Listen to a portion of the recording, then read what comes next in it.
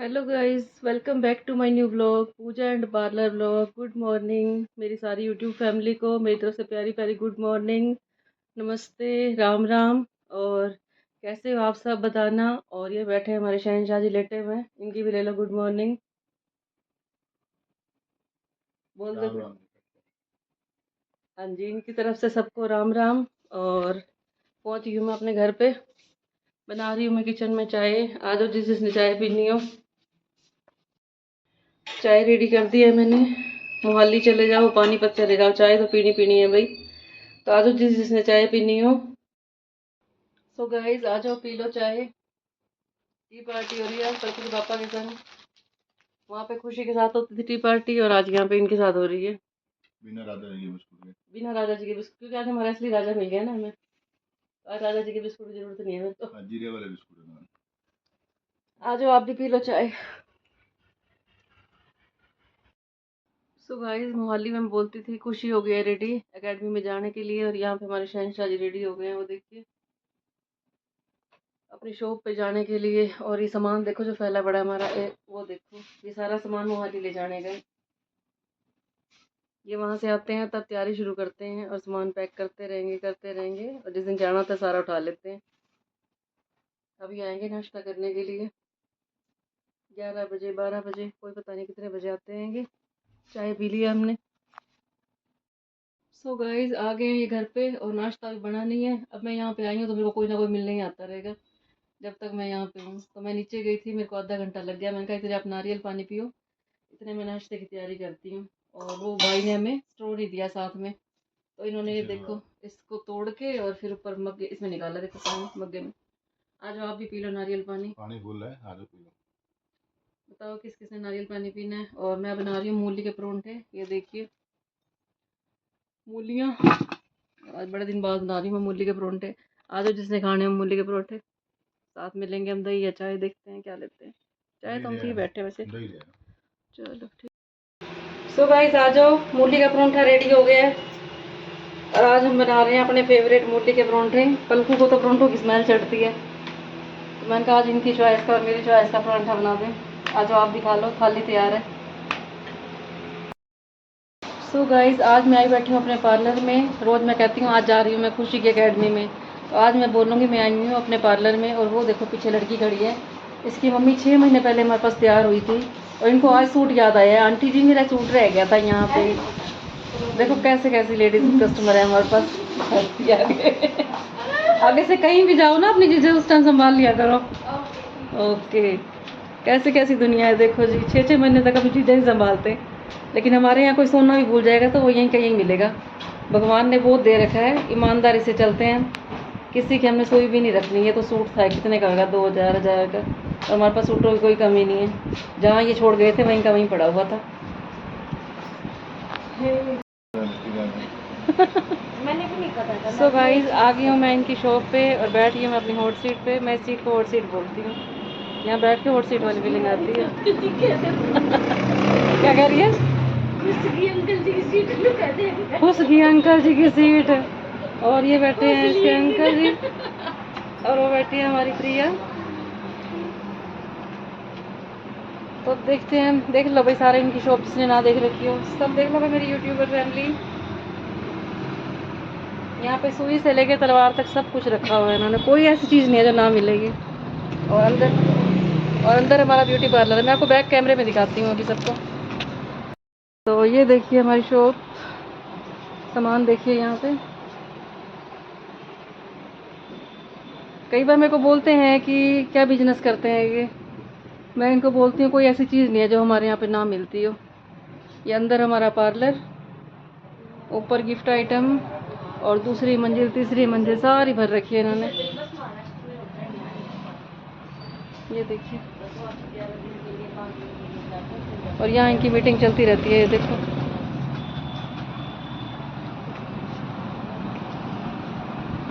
देख ली सबने।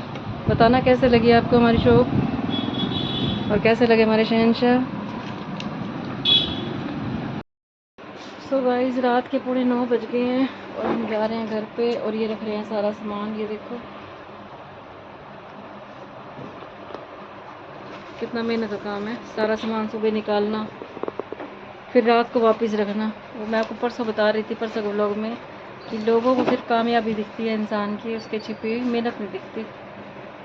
एक दुकानदार भी देखो कितनी मेहनत करता है, सुबह उठ के सारा सामान बाहर निकालना, फिर शाम को अंदर रखना। और लोग ये सोचते हैं बस पता नहीं क्या है इनके पास, पैसा कहाँ से आया। जितनी दुकान अंदर है उतनी बाहर होती है। हाँ, जितना सामान अंदर होता है उतना ही बाहर होता है। और उनका शुरू से ये रूटीन है, सुबह सारा सामान बाहर निकालना, फिर शाम को उसको बाहर रखना।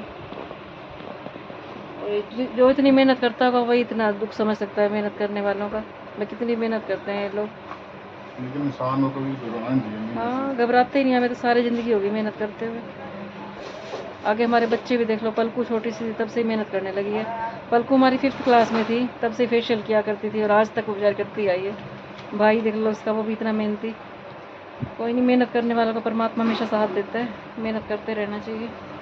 और अब जा रहे हैं हम घर पे, सामान सारा वापस रख के। ये देखो कितना सामान आ गया अंदर।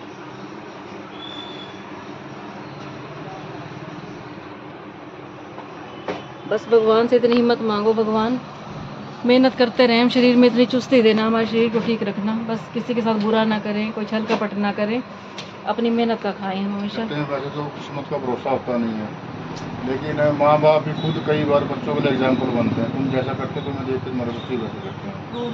अगर तुम मेहनत करोगे तो वो पूरा ऑटोमेटिक मेहनत की होते हैं। और मैं जब अपनी मम्मी को देखती थी ना, वैसे कई बार मेरे में आलस आ जाता था, सोचती थी भाई भगवान इतनी मेहनत करनी पड़ती है। लेकिन जब मैं अपनी मम्मी को देखती थी मेरे में और ताकत आ जाती थी। मैं कहती थी जब हमारी मम्मी इतनी उम्र में आके इतनी मेहनत कर सकती, कई बार मैं उनको देख के भी रोने लग जाती थी। दिन में 10 बार उठना बैठना, छोटे छोटे कस्टमर आते थे, 5 रुपये 10 रुपये।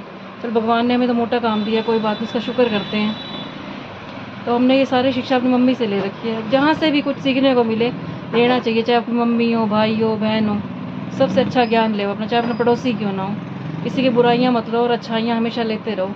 हमारी मम्मी भी इतनी मेहनती थी, सवेरे 4 बजे उठ के इतना काम किया करती थी। आगे हमने ये गुण उन्हीं से ले रखा है। मेहनत करो, अपनी मेहनत पे भरोसा रखो, किसी के आगे हाथ ना फैलाओ, बस उस परमात्मा से मांगो, परमात्मा हमें अपनी मेहनत का किया हुआ मिले। चले गाइस, अब हम जा रहे हैं घर पे और ये खिलाने गए हैं गाय को रोटी। दुकान के आगे मिल जाती है यहाँ पे गायें, मोहल्ले में तो कोई गाय दिखती नहीं हमें। वहाँ तो गौशाला में जाना पड़ता है हमें, और यहाँ हर चौराहे पे मिल जाएगी आपको गाय।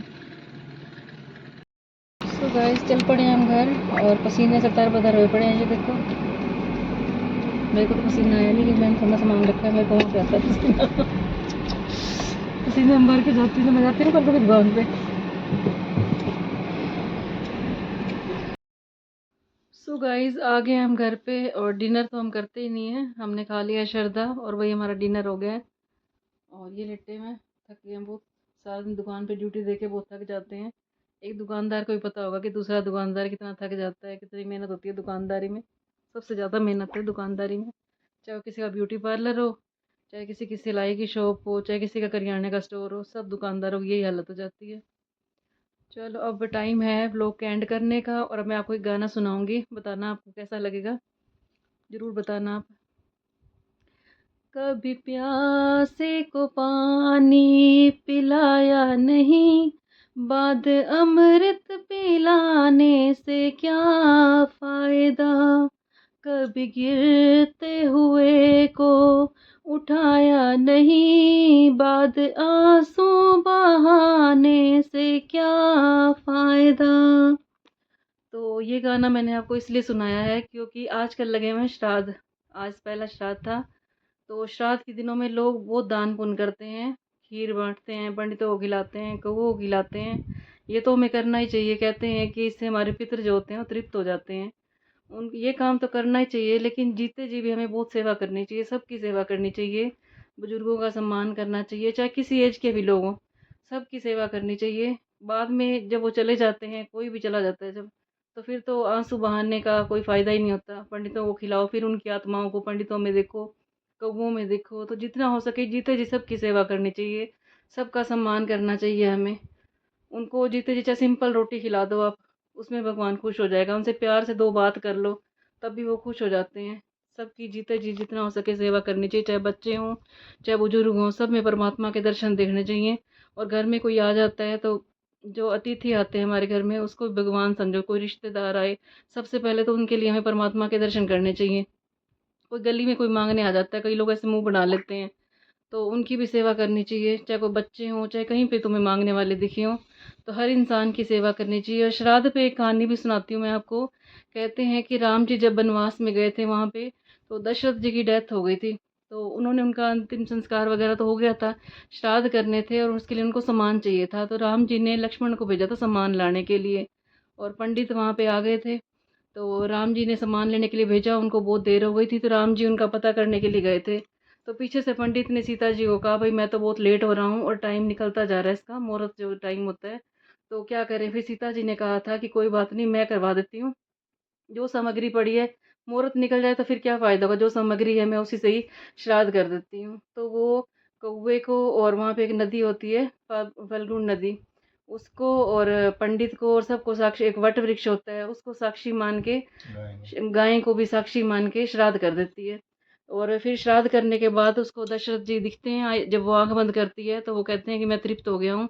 तो उनको ये लगता है, संतुष्टि हो जाती है कि अब दशरथ जी तृप्त हो गए हैं मेरे हमारे से, ये जो मैंने सेवा वगैरह करवाई है, पंडित जी से हवन करवाया है, पूजा करवाया है, तो इनको साक्षी मान के वो कर देती है। तो फिर ऊपर से राम जी आ जाते हैं, तो राम जी आते हैं तो वो विश्वास नहीं करते कि तुमने ये नहीं किया। तो उनका जो वो क्रोध होता है राम जी का, वो बर्दाश्त नहीं कर सकते। ना तो गायें बर्दाश्त कर सकती है, ना कौवा और ना पंडित, तो ये सब चुप रहते हैं। तो सीता जी ने तो इनको साक्षी मान के किया था, जो सारी इन्होंने पूजा वगैरह करवाई थी। लेकिन जैसे ही राम जी का क्रोध देखा तो इनके मुंह से कुछ शब्द नहीं निकले। एक वट वृक्ष ने गवाही दी थी कि हाँ भाई इन्होंने ये पूजा करवाई थी। तो इसी क्रोध में आके सीता जी इनको श्राप दे देती है, गाय को भी श्राप देती है। गाय को श्राप देती है कि सिर्फ तुम्हारे पिछले हिस्से की पूजा होगी और तुम जगह जगह पर ऐसे ही कलयुग में भटकती फिरोगी। और उसी का ये है गीत। आज गाय माता की कितनी दुर्गति हुई पड़ी है, जगह जगह पे गाय माता घूमती हुई दिखती है हमें खाने की तलाश में। और फिर कौवे को श्राप दिया था कि तुम हमेशा लड़ लड़ के खाओगे। और फिर पंडित को उन्होंने श्राप दिया था कि तुम्हें जितना भी कोई दे देगा दान दक्षिणा, तुम्हारी कभी भी संतुष्टि नहीं होगी। और जो फल्गुन नदी थी उसको श्राप दिया था कि तुम हमेशा सूखी ही रहोगी। और एक श्राप उन्होंने तुलसी को भी दिया था कि तुम कभी भी गया की भूमि पे तुलसी का वास नहीं होगा, वहां पे कभी भी तुम उगोगे नहीं। तो सीता माता ने सारा श्राप दिया था उनको, और फिर इन्होंने, राम जी ने दोबारा सारी पूजा करवाई थी और सेवा करवाई थी। क्या कह रहे हो? हाँ, वट वृक्ष को तो वरदान दिया था क्योंकि उन्होंने गवाही दे दी थी। तो वट वृक्ष को सीता माता ने वरदान दिया था कि तुम्हारी हमेशा पूजा होती रहेगी, जो सुहागिन स्त्रियां होंगी तुम्हारी हमेशा पूजा करेंगी, और तुम्हें सब कुछ छाया भी दोगे तुम्हारी हमेशा, और उम्र बढ़ती रहेगी। इतनी तुम्हारी पूजा होगी, कोई भी पाठ पूजा हो तुम्हारे इसके बिना संपन्न नहीं होगी। तभी से श्राद्ध जब करते हैं तो वट वृक्ष के पत्ते जरूर चाहिए होते हैं। तो जब भी उन्होंने ये वरदान दिया था उनको, तब से प्रथा बनती आई है कि वट वृक्ष के पत्ते के बिना श्राद्ध नहीं करते।